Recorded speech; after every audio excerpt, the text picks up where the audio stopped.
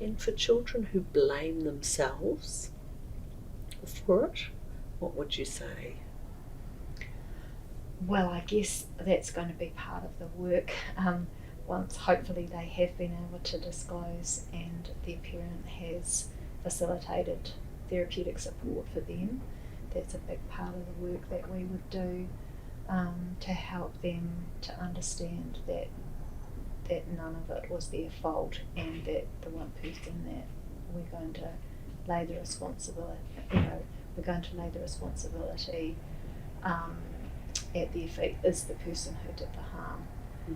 And that is also a message I guess we want parents to know as well, is that if the child does disclose, that straight away that they're believed and that they're praised for their bravery in coming forward and sharing that really sensitive piece of information, and also importantly that it's this person who's harmed them, it was their choice, it was their responsibility, it's always going to be their responsibility.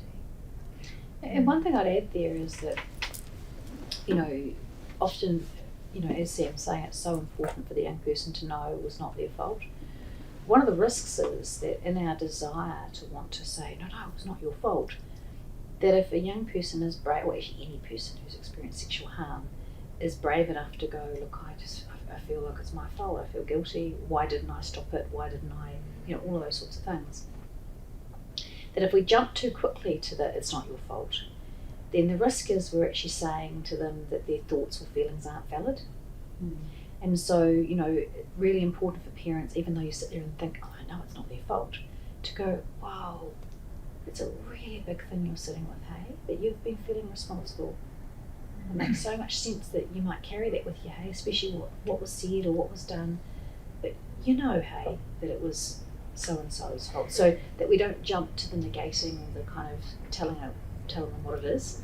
We take a moment to just slow down and just sit and hear the enormity, because if I'm sitting with shame and if I'm sitting with guilt, then to have that ignored or told off for it almost runs the risk of me not feeling seen.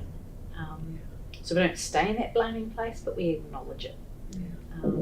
Because developmentally little people tend to see the world as being, themselves at the centre of the world, and if good things happen, great, but if bad things happen, it's also probably my fault too. So it's actually pretty normal for them to feel a little bit of responsibility. That's the bit we want to challenge and help them understand differently. They didn't, as we said in the very first talk on trauma, we often don't do things to help keep us safe because our nervous system doesn't let us, or it's got its own script. It's telling yourself to keep yourself safe by keeping this person who's hurting me sweet, or to stay still, or to keep it quiet.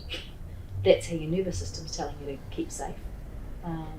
But that's the bit that's a little less easy to understand afterwards, to go, well, why didn't I talk?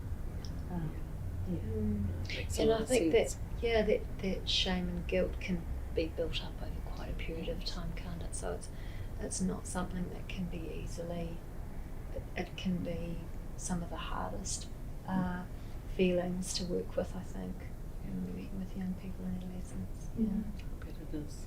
Because just to add on to that, weirdly, well, not weirdly, beautifully weirdly, the way our brains work, is that we want to make sense of stuff.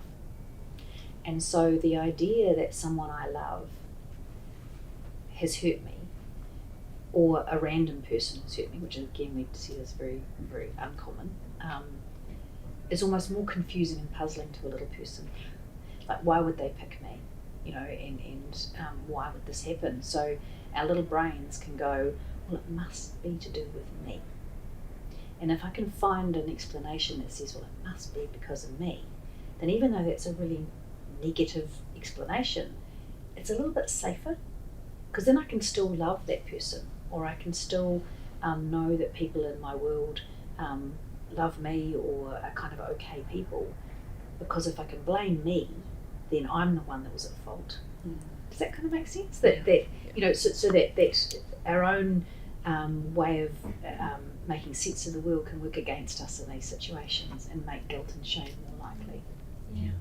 And just adding on to that too, because with younger children, if it is a caregiver who is harming them, and they've got to choose between they've got to choose based on their very survival, they're always going to choose to think well of the parent and caregiver because they can't survive without them. So it's better for them to rather think badly of this person who's harming them, who may be a caregiver, strong attachment figure. They're going to find out a reason why there's something wrong with them, and that they're bad, and that there's something wrong with them. Because that kind of explains it. Yeah.